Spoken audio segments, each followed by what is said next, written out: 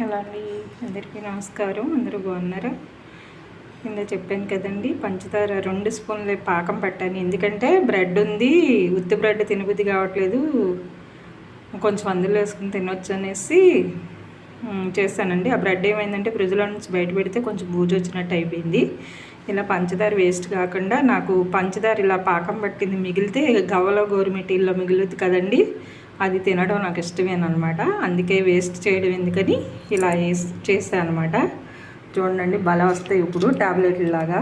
ఇదిగోండి కొంచెం మన ఇది అట్ట నీట్గా కడిగేసానండి. నేను నీట్గా కడిగి పోసాను అనమాట.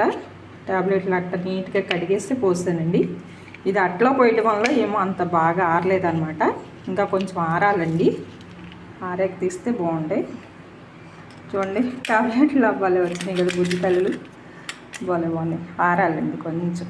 అదిగోండి ట్యాబ్లెట్లు భలే ఉన్నాయి కదా. ఎన్పి తల్లి ఛానల్ లైక్ చేయండి, షేర్ చేయండి, సబ్స్క్రైబ్ చేసుకోండి. బాగండి భలే బాగున్నాయి కదండి. ఇంకా ఆరాలండి ఇది.